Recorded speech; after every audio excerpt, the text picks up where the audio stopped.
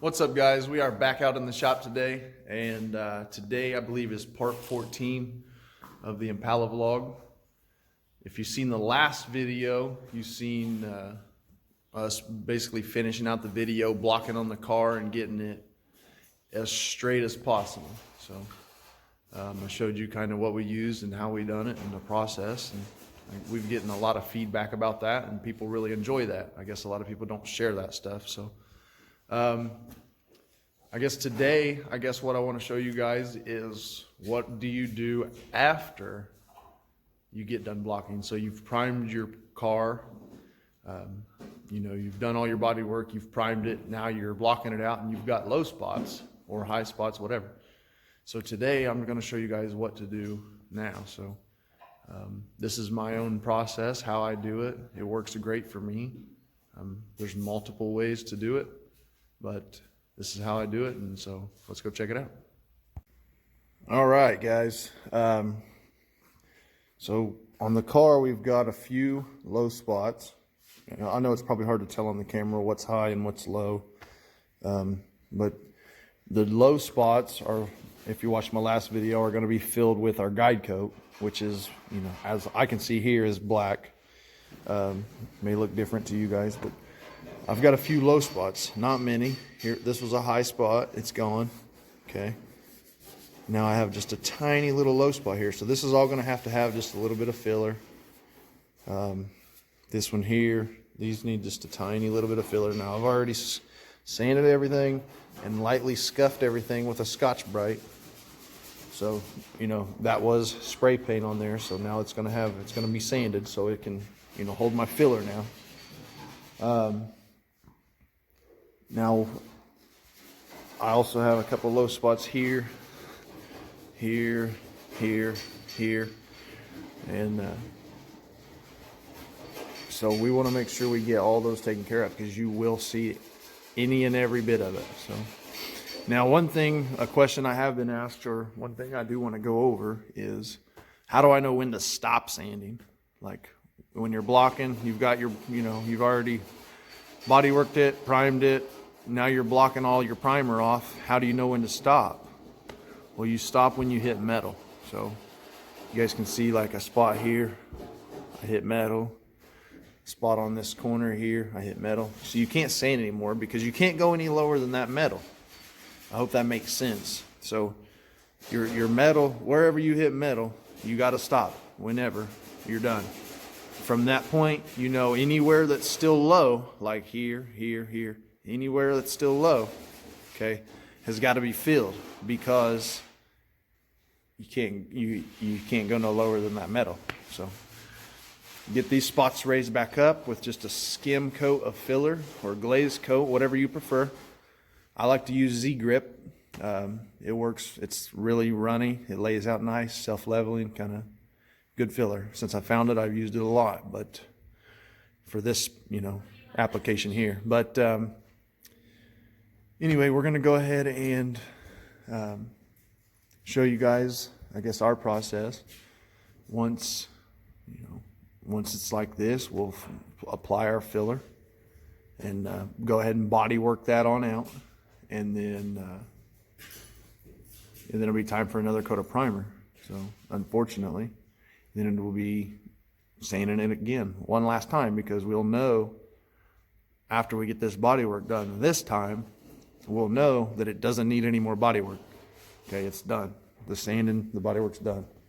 So then it'll just be making sure our primer's smooth, our sealer's smooth, ready for our paint. So, like I said, today we're going to be using Evercoat zgrip.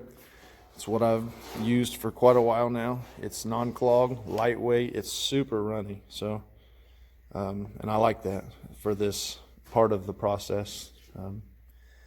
It doesn't sand off real hard. It kind of sands off about like the primer, so you're not eating through your primer, trying to get this off. So a lot of people like to use glaze coat or a thinner filler, but this stuff's really thin. I think if you guys used it, you'd be pretty impressed by it, actually. But anyway, it's good stuff. No shrinkage, corrosion resistant. superior adhesion to galvanized steel and aluminum. So you can go right over this stuff, no problem. Anyway, I'm gonna go ahead and get some mixed up. I don't need much, like you guys seen, not a lot of spots. A couple little low spots here, here, here. This tiny little bit of filler needed. I'm gonna go ahead and get that stuff mixed up and we'll get it on there, and then we'll get ready to get our big old block on it. This is our make it straight block, guaranteed straight. All right, we'll be back. All right, our filler is all dry. Everything, all the low spots, we went ahead and filled them. Now we're going to sand them. I actually went ahead and sanded a little bit on the other side, so you guys could, I could show you the spot. Here's one of them. I actually sanded here, that low spot there. I started blocking it out. I got to finish that one there. I sanded this one a little bit. So not much, just a skim coat on those low spots with that filler. Same thing here. Oh, that's all flush now. So now we'll go back, and apply more primer, and then we won't have to do any more blocking after this. So all that stuff's done. So, I mean, we will, but we won't really be affecting the body work at all. We won't really have to apply any more filler. All that should be pretty well taken care of, after this next coat of primer. But for now, I'm going to go ahead and finish sanding these. And all I'm doing is, 180 grit, 180 grit on my blocks, just like before. It sands, like I said, this Z-grip sands so easy, exactly like the primer. So it's real smooth and real powdery and just flies off. So it doesn't take but a second. This side's done. I actually sanded this whole entire side here already with the blocks. Like I said, just a Dura block, and then where you can, something a little bit longer and straighter, to make it perfect. I use a wooden block, it works perfect. I even got a longer one if need be, but for these long quarters, sometimes you need them. This side's done now, all the filler work completely. You can see those low spots there, if you remember from before. They're completely gone. It's flush, everything's perfectly straight down through there. And I know you guys couldn't really tell the low spots on the camera anyway, but they're really gone now. It's 100% straight, every bit of it. Looking sweet. So just sand back and forth, side to side, up and down. Get all your spots flat with your block.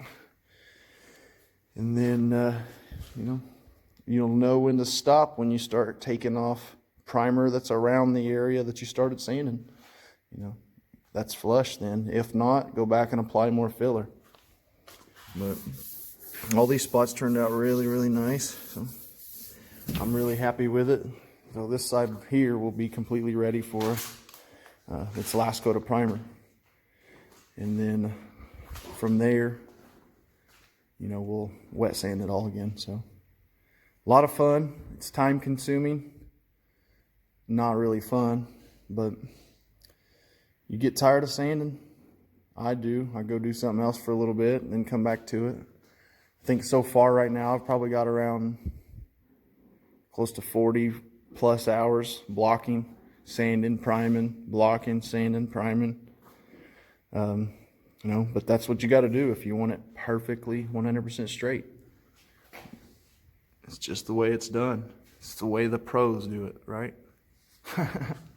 I'm no pro. Just a regular guy. Everything looks sweet up here. No dents, no dings. Had a tiny bit of a high spot here, but yeah, I'm just rambling now. So I really want to finish this video up, get it posted. I hope you guys, this would help you visualize or understand, this process here. And then, like I said, after this process is primer, and then, back to square one. If you have any more bad bodywork areas, you're doing this again.